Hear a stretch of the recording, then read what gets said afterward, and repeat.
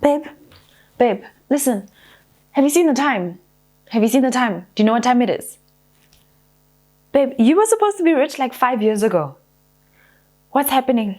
I'm gonna try. Work till I die, till I die, till I die. I'm gonna fail and get up, cause I'm not giving up on my dream. Hey gorgeous, and welcome to my channel. I'm Kopano Shimange, and this is How I Do Things, a show where you send me your questions and I'll let you know how I would do things. And I can take it as entertainment or use it as advice. Take it, don't take it, use it. Don't use it at all, darling sister. Do what you will with it. Because moi, I'm not a professional. I am not a professional at all. I'm just letting you know what I would do if I was in your shoes. Honey, babe, my lovings, how long have you been wanting to be rich? How long have you had this financial goal? How long has it been since we've been saying financial freedom? But you're not getting there. Like, 1 plus 1 is not equaling 2. Huh? What's going on? Why is it taking so long? Like, why is it not happening? You've been saying that you're going to save. 1 month goes by, you haven't saved. The next month goes by, still no savings. The month after that, dollar savings. What's going on, honey? So here's the thing about self-sabotage. It's actually based on negative self-talk and negative self-beliefs, limiting beliefs. What happens with self-sabotage is that we see something we're supposed to do, yet we do not do it because there's something in us that's blocking us or stopping us from doing that thing. There are certain thoughts that we have in our heads, and there's certain beliefs that we have in our heads that make us think, you know what, this thing is actually not for me, so let me not do it. Even though I know what I'm supposed to do, even though I feel like I've messed up, there's a thought, there's a belief, there's something blocking us and making us believe that don't go for it. It's not actually for you. And that's why we end up self-sabotaging ourselves. So here's a list of thoughts and limiting self-beliefs that stop us from doing the things we know we're supposed to do, that make us self-sabotage ourselves when it comes to money. Number 1, the reason why we struggle and we sabotage ourselves with money is because we can't actually picture ourselves as millionaires and billionaires, but like practically. You can picture the car, you can picture the house, you can picture the place that you're going to live, you can picture the things you're going to have, you can list them all, we can put it on a vision board and everything, but we actually struggle to see ourselves practically waking up a millionaire. Just I woke up rich today. Like, what breakfast do we eat?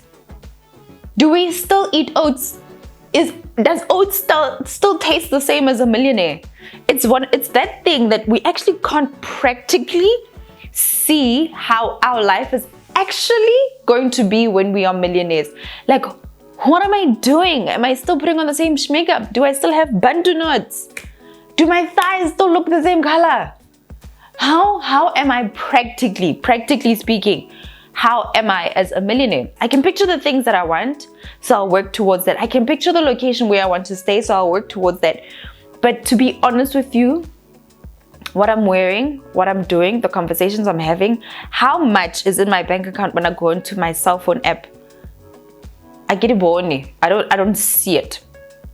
And because we can't see ourselves practically as rich people, then we struggle to work towards it because we don't know how our attitude is going to be. We don't know how our prayers are going to be. We don't know how our work ethic is going to be. So we don't have a framework to work towards in terms of our behavior. Number 2 is that we don't have realistic examples around us. One of the things that makes us struggle a lot to work towards a certain level of success is because we don't have realistic examples. We have Oprah, but Oprah is in America, okay? I don't know America. I've never been there, okay? Not yet.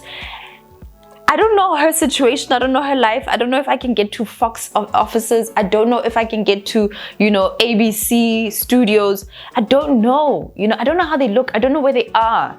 I know of California. I don't know California, okay? So she's an example, yes. She motivates me, yes. But she hasn't walked my shoes. She doesn't know how my township looks like. She doesn't know how the streets of Joburg are. She doesn't know how she needs to put her bag in her car so she doesn't have a smash and grab. She doesn't know my life context.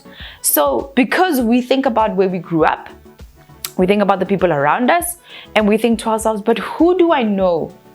Who do I actually know or know of? You know, when you can say that whoever used to live down the street or used to live in my block or a person I used to go with is now a millionaire, that's someone I know. And that's someone I feel like that's realistic now because that person knows me, because we went through we have the same context in life. That makes more sense for me. That's a person I can look towards. Because we can't find that person, we kind of struggle to see ourselves as people who have that money, and therefore we don't have that example. We don't know what to do with ourselves in order to get to a point where we actually have that money. Number 3, we have a negative association with money because we've seen somebody else perform or act badly with money. This happens quite often. We may actually see, if we have any examples of people with money in our lives, it may be a criminal, you know, those people that we know that family does bad things, yet they have money. Or we've seen that people who have money act really stupid. They lose their friends, they make their money, they lose all their money. It seems like having money is a lot of effort. The examples of people who we have around us, yes, they are wealthy, but in actual fact, I don't want to be like that person. I don't want to drink like that person, or I don't want to party like that person. It seems like money makes people go crazy, and I don't want to go crazy. I don't want to lose my family. It looks like rich people have a lot of family issues. I don't want that. I love my family. So we may have these negative associations with money. One way or another, somewhere from our childhoods or even in our adult lives, where we've seen something, heard something, or think we know something about people with money or money itself. So subconsciously, we're trying to stop ourselves from becoming those people who perform badly with money. So subconsciously, we're just like, maybe we shouldn't do this, because if I do this, I might make money, and if I make money, I might just end up being like that person, and I don't want to be like that person. Number 4 is a big one. You don't want to change. Ooh, you know, Susan, after she's been making money, she's changed. Ooh, she thinks she's better than everybody. You've heard it or you've said it, where you've seen somebody change, or you've seen it on TV, or you have said something about somebody who's changed, and you don't want to change. You don't want money to change you. Here's the thing about money. Yes, it will make you change, but it is up to you to decide whether that change is going to be for the better or for the worse. Because who you are right now is not a millionaire. How you act right now is not millionaire behavior. But if you're going to be a millionaire and become a billionaire, you have to start changing your behavior and your beliefs and some of the way that you act. But who you are fundamentally. I will never stop being a papai. I'm a papai. I'll always be a papai. I love being a papai. That's how I am. I love it. I love being an idiot. I love being a goof. That is who I am fundamentally. I love Jesus. I love my parents. I love my dad. I'm a daddy's little girl. And that's who I am. And even when I have money, those fundamentals of who I am, my character, the things that make me who I am specifically, the footprint, my fingerprint of the being that I am, that doesn't change. And I don't have to let that go just because of money. Number 5, having money seems hard. It's like a lot of work. Like, imagine R1 million. Those are a lot of rands. How do I make sure I'm not going to lose it? How am I, practically speaking, how does a person actually have millions? It just seems like a lot of work. We don't want a lot of work. The thing about self-sabotage is we don't want to have to challenge ourselves.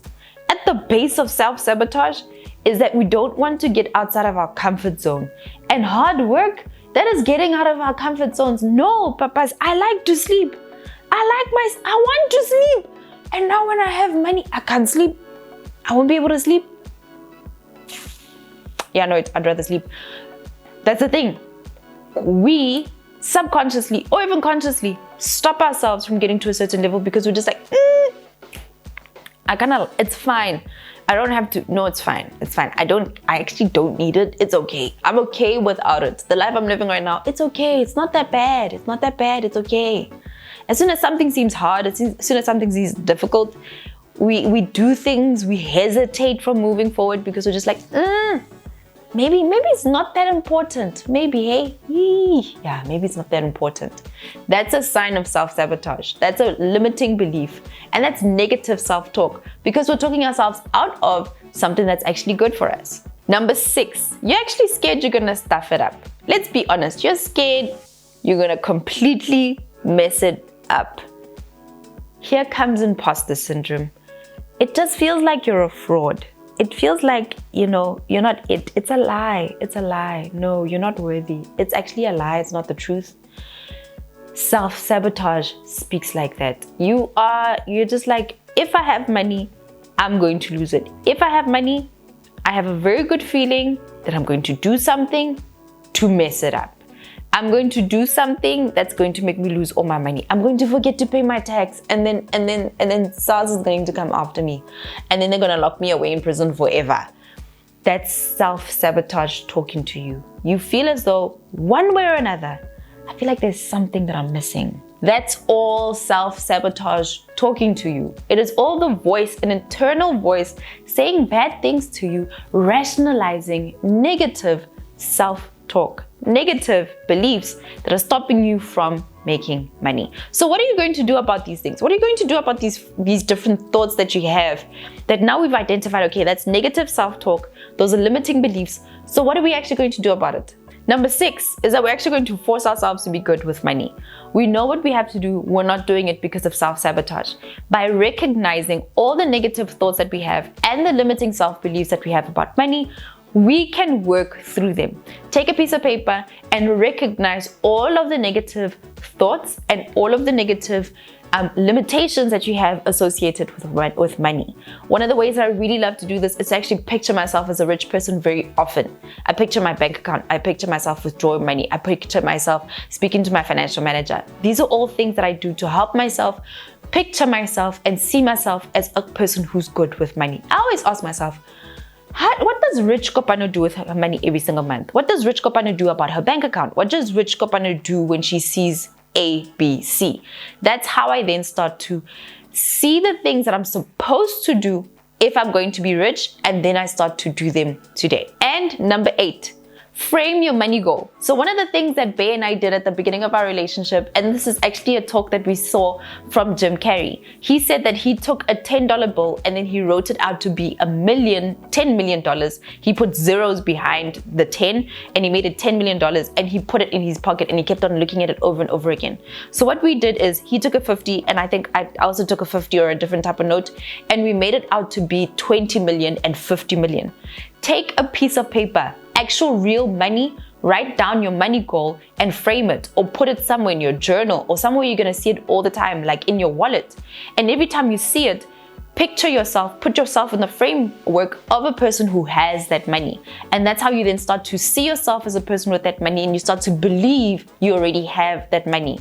Start acting in ways that you know you're supposed to act in order to get to the place where you're supposed to be. One of the greatest ways for you to stop self-sabotage is to recognize it. Write all the negative self-beliefs that you have all of the limitations, and then write a line right down the middle of your page and write the opposite. I don't believe I'm worth money. I believe I'm worth billions and billions of money. All of the negative, write the opposite, positive for yourself, and start to believe it.